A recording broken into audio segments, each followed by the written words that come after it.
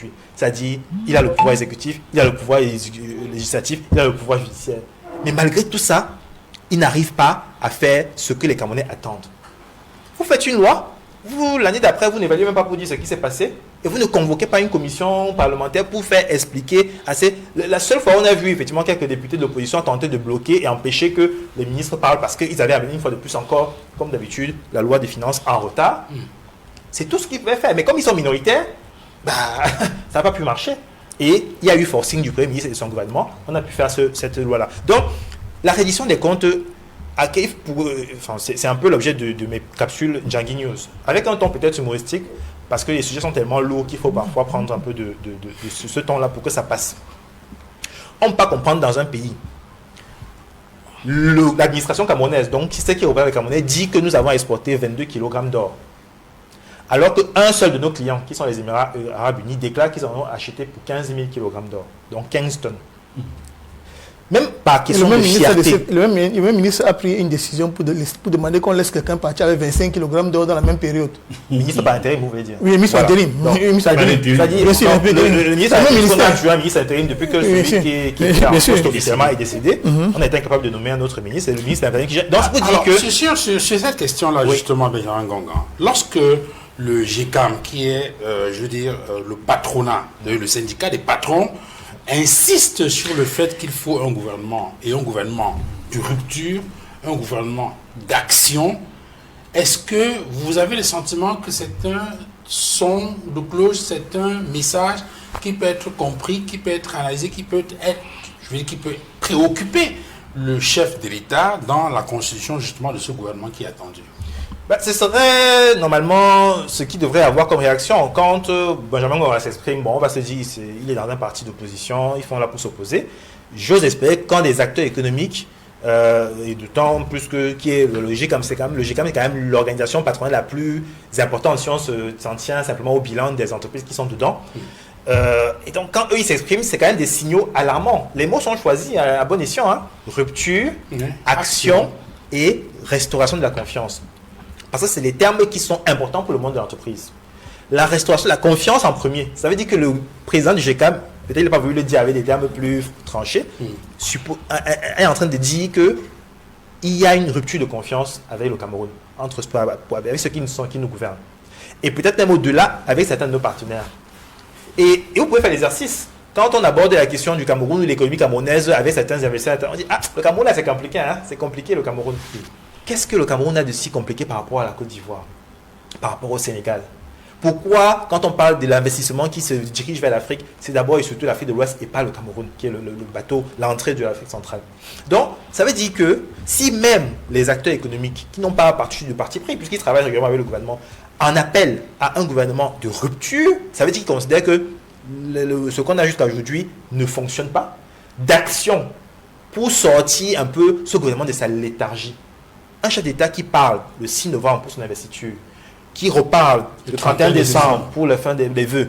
On arrive bientôt là au 30. Donc, 3 mois après l'élection, peut-être 2 mois après sa prise de fonction, qu'est-ce qui se passe? C'est ça l'action? On risque de nous retenir, après 43 ans, peut-être même s'il va encore au bout de ce mandat, 49 ans ou 50 ans du président, l'image et la parole, mais pas l'action. L'image parce que son portrait est toujours un peu transporté, même par les prix, on remet les prix pour dire que le président est toujours là. Et la parole, parce que chaque année, il fait des discours. Et moi, j'ai envie de dire, et j'exhorte vraiment ceux qui sont en capacité d'agir en attendant qu'ils soient remplacés. Si on ne fait pas grand-chose, nous, peut-être ma génération qui a franchi un peu les 30 ans, on a quand même un peu encore envie de forcer ses grands frères, ses parents, de dire, bougez, agissez. Ceux qui arrivent là, qui ont 20 ans, je peux vous assurer que ce sera plus frontal. Parce qu'eux ne vont pas attendre qu'on leur redise un discours 2 fois. Si vous n'avez pas fait ce que vous avez dit après la première fois, ils vont être en rupture avec vous, avec ce que vous êtes en train de faire. Donc, il faut absolument, et je sortirai par là, quand on pense ou quand on dit qu'on va faire un gouvernement de rupture, surtout après une élection comme celle que nous avons eue et tout ce que ça a créé comme difficulté, et le GECAM l'a dit aussi, plus de 250 milliards de pertes pour les entreprises et pour le fisc camerounais, donc pour nos poches. On ne peut pas se laisser passer encore 3 mois, 4 mois en se laissant un gouvernement sortant qui ne finit pas de sortir. Le président Ouattara a été élu 1 mois après le président Paul Biya. Son gouvernement a démissionné et il a déjà renommé le nouveau gouvernement. Qu'est-ce qu'on attend au Cameroun? Maryse Douarabel, sur la question de ce gouvernement, est-ce que vous comprenez pourquoi jusqu'ici il ne sort pas? Le président prend son temps. Maître, même quand ton épouse accouche par césarienne, tu peux aimer l'enfant, non? Donc, je veux parler, c'est la sagesse. Je suis l'aîné de ce plateau. Incontestablement. Je peux vous dire que savoir, attendre et apprécier, c'est aussi important. Tout n'est pas parfait, nous le savons tous. Mais on ne peut pas dire que, concernant la Constitution, le travail n'a pas été fait. Il a été fait au moins à 90%. Peut-être que, étant RDP6, j'exagère, soyons à 80%. Maintenant, concernant la question de... Est-ce que vous aussi vous attendez un gouvernement de rupture et d'action? Je voulais aussi vous partager quelque chose. J'ai été à la rencontre du MINE avec le GECAM. C'était jeudi, je crois. Oui, c'était jeudi. Et je peux vous dire que le président du GECAM, après avoir planté le décor, on s'est demandé, mais comment est-ce que le ministre va répondre En lui faisant observer justement que plus on construit les infrastructures et les barrages, moins on a d'électricité. Et quand le ministre a déroulé, il y a eu un tonnerre d'applaudissements dans la salle. Pourquoi? Parce qu'il y a la planification, il y a maintenant la mise en œuvre. Et souvent dans la mise en œuvre, le jeu des acteurs peut intervenir. Les éléments exogènes au projet peuvent gêner l'avancée d'un projet, etc., etc. Donc ceux qui pilotent ont aussi des explications qui, quand elles ont mis ces explications sur la table, on peut se poser un peu et dire, ok, on vous accorde du crédit, essayez donc de corriger. On attend le gouvernement, tout le monde attend le gouvernement.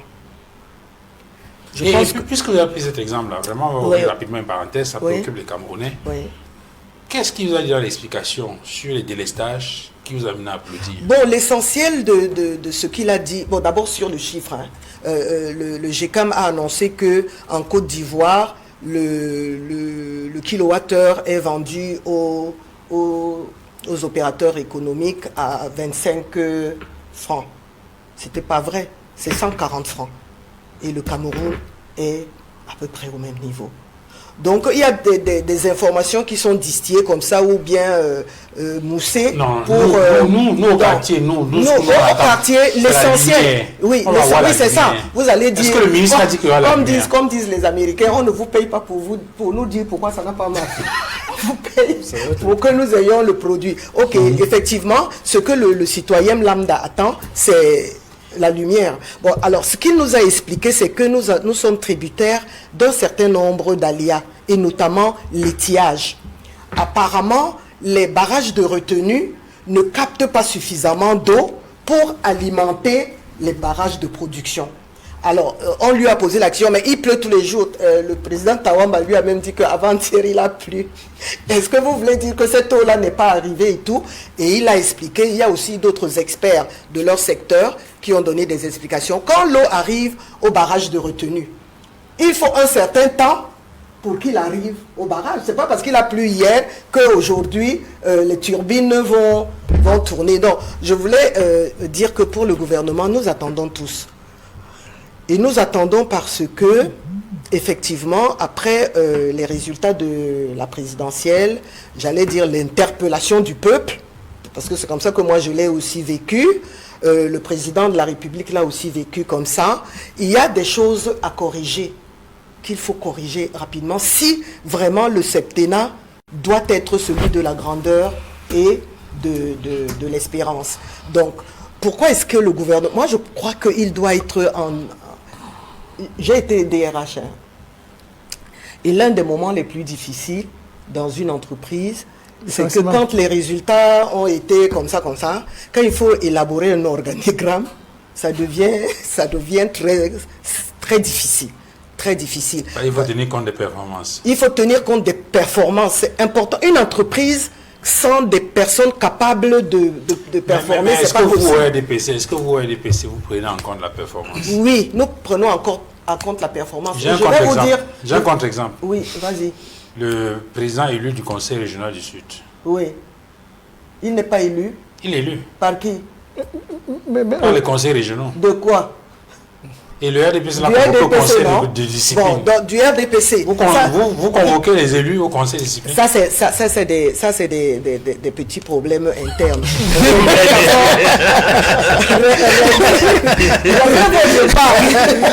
Chacun règle sa part.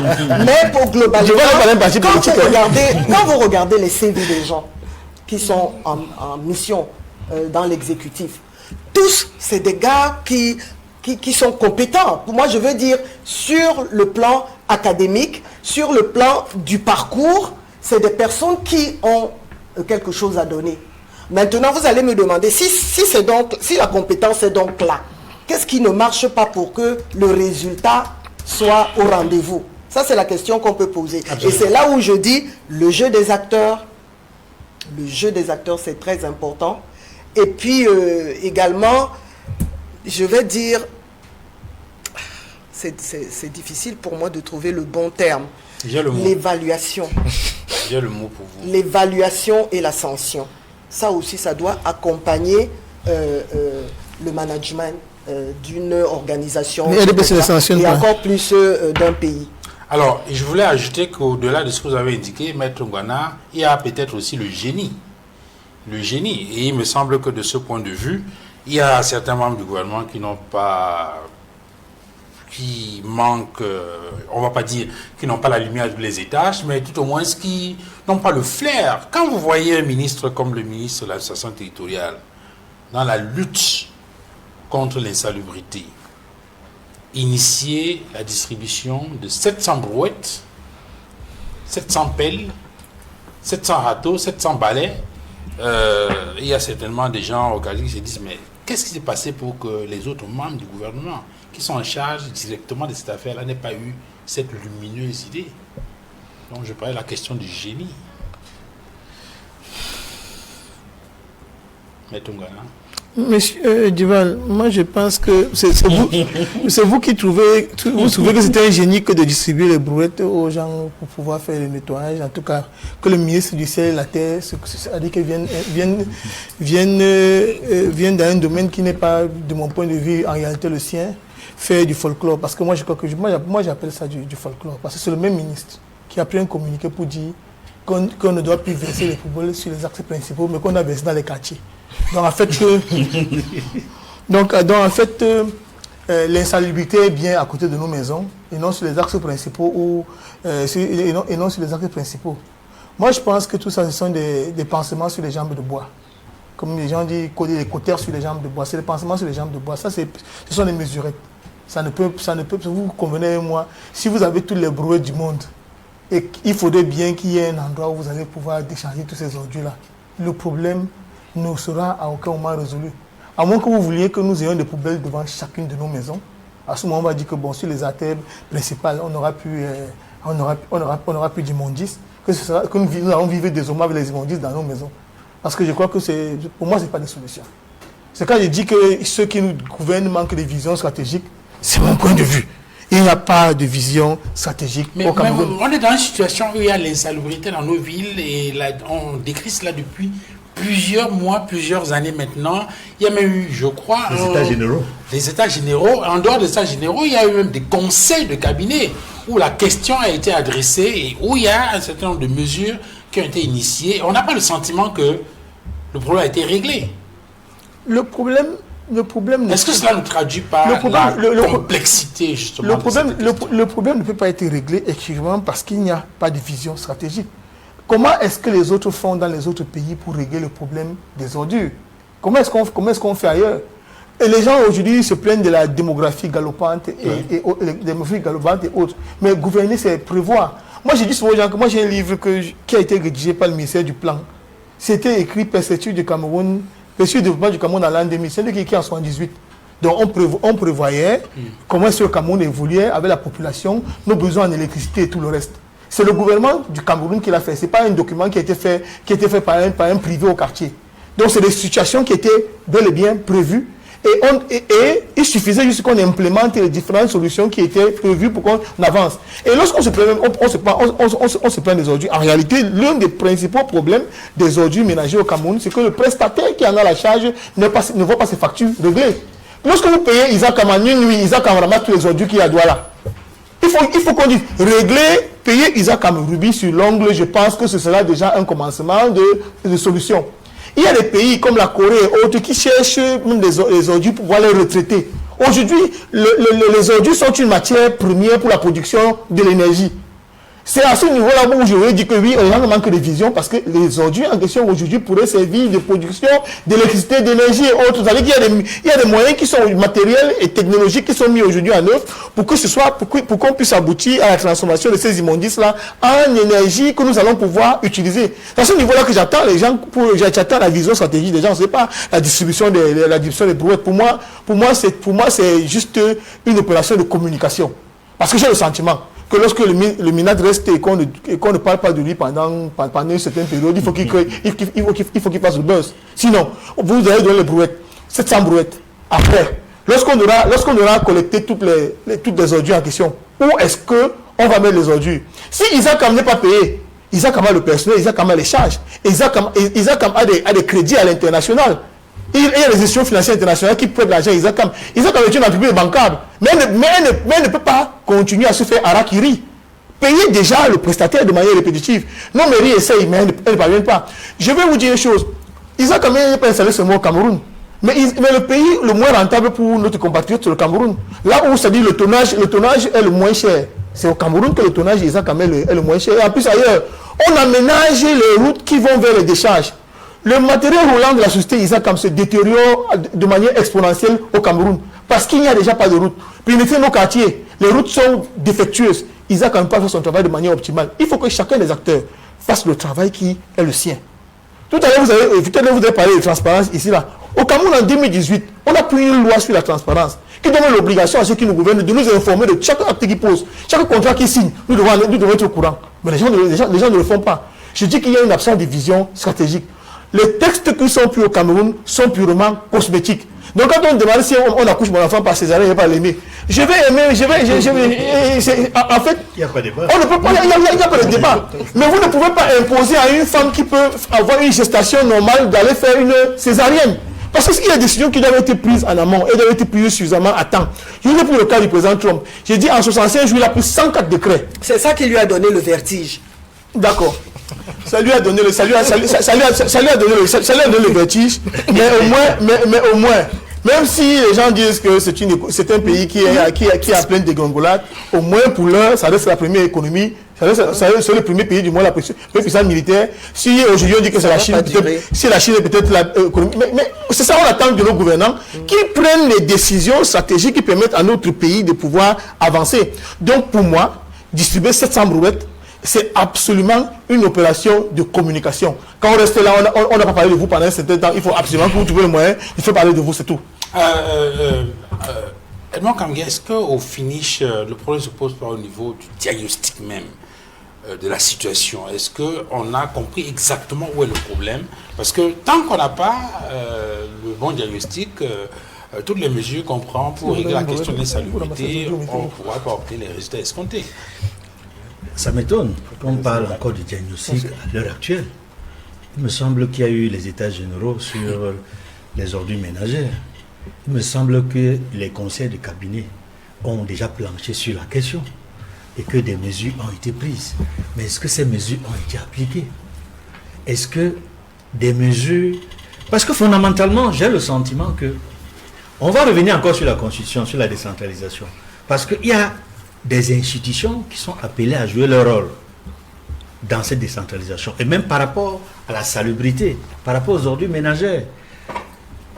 L'État était censé faire en sorte que les collectivités territoriales décentralisées soient des pôles de développement, c'est-à-dire les régions et les communes. Et pour cela, ces deux organisations devraient être dotées de moyens financiers. Et le minimum requis, c'était 15% du budget. mais ils ont à peine 5% du budget national. Et c'est là où les problèmes ont commencé. Et je suis d'accord avec Maître Gouana qui parle de manque de vision stratégique. Parce que lorsque vous avez la vision stratégique, vous trouvez les moyens pour résoudre les problèmes qui se posent. Donc, dans cette question d'ordure ménagère, dans cette question de salubrité ou d'insalubrité, les régions et les communes ont un rôle fondamental. Mais non seulement ils n'ont pas de moyens, mais ils ne sont même pas associés à la réflexion. Ils ne sont pas associés à la réflexion au niveau national. Parce qu'on regarde des grandes villes comme Douala et Yaoundé, en réalité, si on veut regarder de près, dans ces villes, on doit collecter les ordures au moins 2 fois par jour. La question aussi, comme il a indiqué, c'est qu'est-ce qu'on fait de cette collecte-là? Qu'est-ce qu'on fait de cette collecte? Mais effectivement, il a évoqué un des aspects. Le recyclage. Oui, le recyclage. Dans le traitement, on peut obtenir, d'abord pour l'agriculture, le compost, c'est-à-dire ça peut être réutilisé pour les ordures ménagères dans l'agriculture. Ça peut être utilisé dans l'énergie, l'électricité. Il y a beaucoup de pans dans lesquels ces ordures peuvent être utilisées. Mais le gouvernement n'a pas réfléchi à cela. Et nous avons sur place au Cameroun des organisations associées civiles qui s'occupent de ces questions-là. Mais ça veut dire qu'en fait, on sait exactement ce qu'il faut faire. On sait ce qu'il faut faire. Mais on n'associe pas ceux qui savent, qui ont l'expertise à la réflexion et au moins pour résoudre le problème. J'ai vu en Inde, par exemple, les déchets plastiques, qui sont quand même un problème dans le monde, qui sont désormais associés à la fabrication des routes. Donc, ça veut dire que quand on fait le bitume, on associe le plastique pour la résistance dans les zones qui sont particulièrement marécageuses. J'ai vu qu'ailleurs, les gens réfléchissent, ça se fait en Inde. Oui. Malheureusement, ils ne sont pas associés. Alors, Benjamin Gongan, qu'est-ce qu'on fait des ordures ménagères? Le ministre de l'administration territoriale a trouvé une formule considérée comme ingénieuse par un certain nombre de personnes. Il est en train de réussir là où les autres ministres ont échoué. Peut-être comme il aime s'attribuer le titre de Moulinex. Moulinex a une hélice qui tourne tout le temps, donc il a beaucoup d'idées qui peuvent lui venir. Mais il oublie qu'il est dans un gouvernement qui a là aussi des règles de fonctionnement. Il y a jusqu'à 4 ministres au Cameroun qui sont censés s'occuper des déchets et ne pas les avoir invités d'ailleurs à sa présentation. C'est peut-être aussi un manque d'élégance, si on peut dire ça comme ça, de solidarité. Je rappelle que c'est quand même le ministre de l'Environnement au Cameroun, certains ne le savent pas. Il y a le ministre de la Ville qui a lui, le responsable de la stratégie sur la gestion des déchets. Il y a une stratégie nationale de gestion des déchets au Cameroun qui est portée par le ministère de l'Environnement. Il se trouve que c'est un ministre qui est en fonction, dans la même fonction depuis plus de 21 ans, puisqu'il est nommé pour la première fois en 2004, en décembre 2004. Donc, on ne peut pas dire qu'il n'a pas eu le temps de déployer sa stratégie. 21 ans, c'est 3 mandats présidentiels. Il n'a jamais été inquiété. Monsieur Hélé-Pierre, on parle bien de lui. Certains ne connaissent même peut-être pas son nom, mais il est bien en fonction depuis 21 ans sur ce même poste ministériel. Il a construit par son ministère une stratégie nationale des déchets en 2007, 3 ans après son arrivée. Nous sommes en 2026 aujourd'hui et on n'a pas vu grand-chose. Avant même les assises que Madame Kocha-Cortès, dont on parlera après, a convoqué en 2025, il avait déjà convoqué d'autres assises. Ça, c'était en 2016, 9 ans après la stratégie. Et puis plus rien. Voilà. Donc, on ne sait pas pourquoi avait été faite cette stratégie, qui a fait beaucoup de réflexions. Je ne suis pas d'accord avec vous, Edmond Kambia, parce qu'on a beaucoup réfléchi au Cameroun sur les déchets. Beaucoup. Que ce soit les acteurs gouvernementaux, les acteurs privés. Isaac Kam est une entreprise qui travaille au Cameroun depuis 50 ans. Ils ont fait des propositions. Monsieur Imele, aujourd'hui encore, qui dirige cette entreprise, peut dire plein de choses là-dessus. Là encore, une loi est votée. 2019. Bon, Madame Douala-Bel n'était plus au Parlement. Non, j'étais au Parlement. Encore, à ce moment-là, voilà. Voilà. La loi de décentralisation qui prévoit effectivement qu'on donne des moyens aux communes pour pouvoir fonctionner. Oui. Elle dit autre chose. On crée une loi spéciale, pas dans les ensembles, mais dans la loi de finances, qui s'appelle le droit d'assises spécial sur le traitement des déchets. Donc, on a inclus dans notre budget qui a, à l'époque, c'était 0,5% des importations, qui a été doublé quelques années après à 1% de tout ce qui est importé là pour financer spécialement le traitement des déchets. Donc, dans les communes, en plus des centimes additionnels communaux, qui produisent à peu près 37 milliards de francs CFA par an, on a rajouté ces droits d'assises là qui viennent apporter 35 milliards en plus pour le fonctionnement pour le traitement des déchets. Et sur ces 35 milliards là, on donne 17% d'abord aux deux plus grandes villes, c'est Yaoundé et Douala. Donc, la réflexion est faite, l'argent est là. Qu'est-ce qui ne va pas? C'est l'organisation. C'est l'organisation. Une ville comme Douala produit à peu près 5000 tonnes de déchets par jour. Si vous en ramassez que 2500, ça ne va jamais marcher. Vous continuerez d'avoir des monticules, des montagnes qui deviennent même des monuments de déchets. À Yaoundé, d'après le même ministère de Mme Ketia-Cortez, on est à peu près à 3000 tonnes produits par jour. Donc, avec la meilleure volonté, je suis d'accord effectivement avec Maître Ngouana, si on ne paye pas les prestataires pour faire le travail, ils ne pourront pas ramasser. Et là, on peut choisir les prestataires, c'est pas simplement dire « Ah, Isaac n'a pas fait ce qu'il fallait ».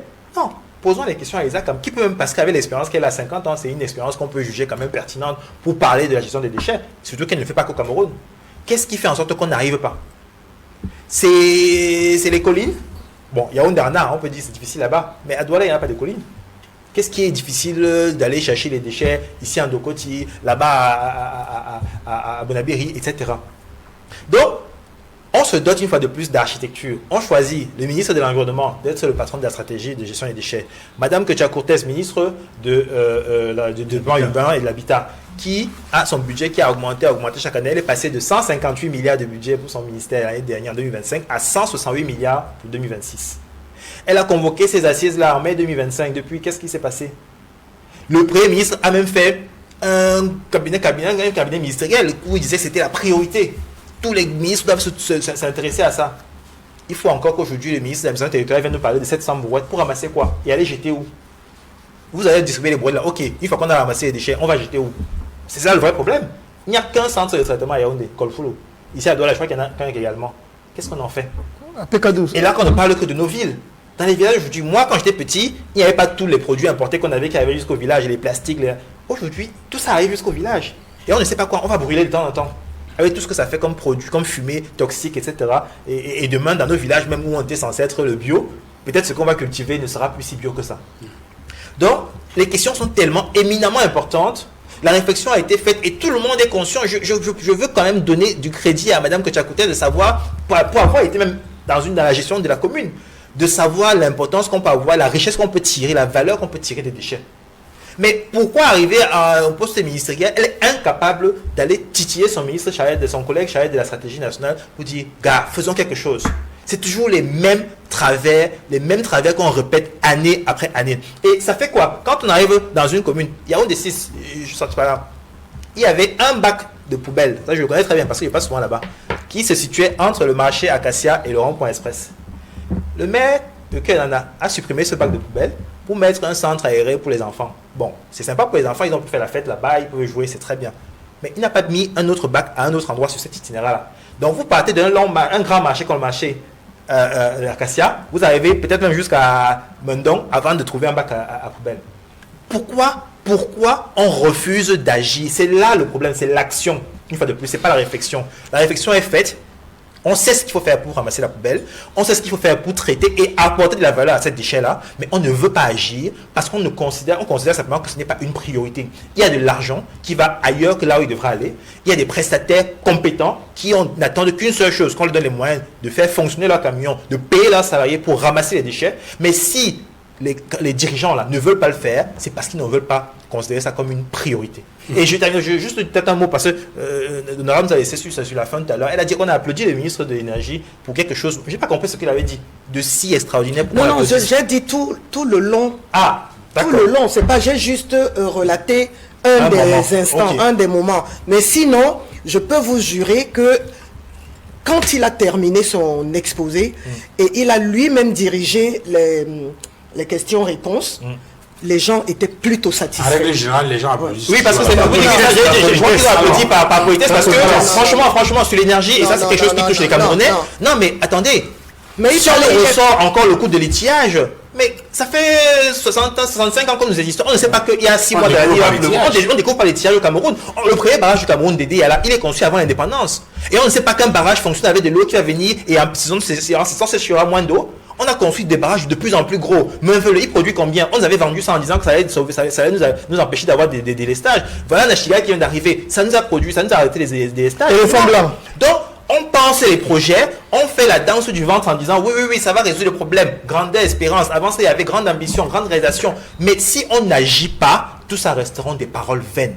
Et des paroles vaines ne vont pas développer le Cameroun. C'est la logocratie. Alors, Marlise Valabel, parmi les mesures qui ont été envisagées, on parle entre autres de punir, de sanctionner les gens qui jettent les ordures sur la route. Oui. Vous êtes pour? Monsieur Ngonga. Est-ce qu'il y a une loi qui prévoit cela? Bon, vous n'êtes pas juriste. Monsieur Ngonga. Il fallait assister à cette réunion parce que pour ne pas avoir vécu ce qui s'est passé, vous pouvez avoir un avis comme ça. Mais je peux vous dire que je ne pense pas être la plus idiote des personnes qui étaient dans la salle, mais ce qui a été dit est bien cohérent et les plans qui sont en cours pour l'année 2026.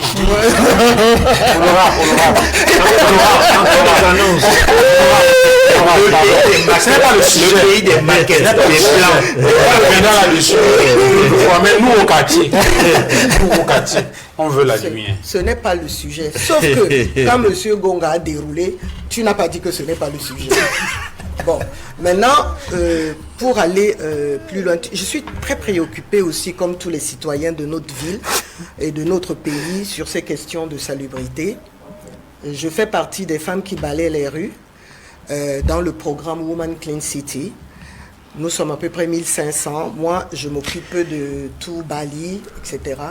Et les résultats sont là, notre quartier est propre. Sauf que, quand nous avons fini de faire le travail, vous n'avez pas eu besoin de brouettes, de balais, de râteaux? On a besoin d'un minimum de matériel pour travailler.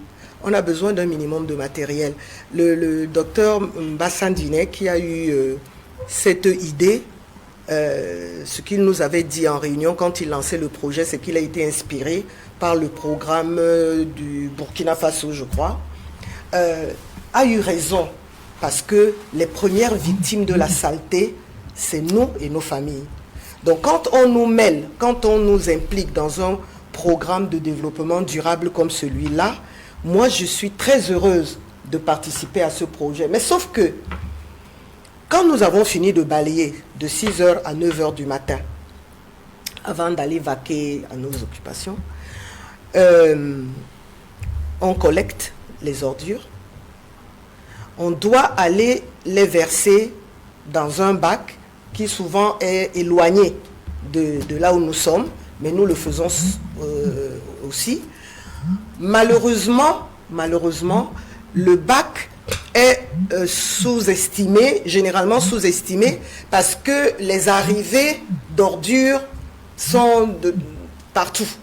Et du coup, les bacs remplis, les gens sont obligés de mettre les ordures par terre. Alors, moi, ce que j'apprécie dans l'initiative du ministre Atanganji, c'est l'action. C'est qu'à un moment donné, parce qu'il y a tout ce dont vous avez parlé, de la planification à la stratégie et tout ce qui va avec, mais il y a l'opérationnel là. On fait comment? Et lui, il a pensé qu'on peut faire. Et on peut faire. Parce que si nous, qui balayons, savons trouver où se trouvent les bacs, je pense que quand la situation va se présenter, toutes les brouettes remplies, on trouvera, les différents maires trouveront des endroits pour gérer ces ordures. Ça, c'est la mais ce procrastination. n'est que la solution. Mais c'est la procrastination. Il faut les trouver d'abord. C'est Il faut d'abord. trouver la solution dès à présent. Écoutez, oui, mais peut-être que... Le problème est visible. Des fois, il faut mettre les gens devant leurs responsabilités. Là, quand les brouettes seront prêtes... Elles sont déjà là. Voilà. Non, je dis prêtes, Remplies. à ce moment.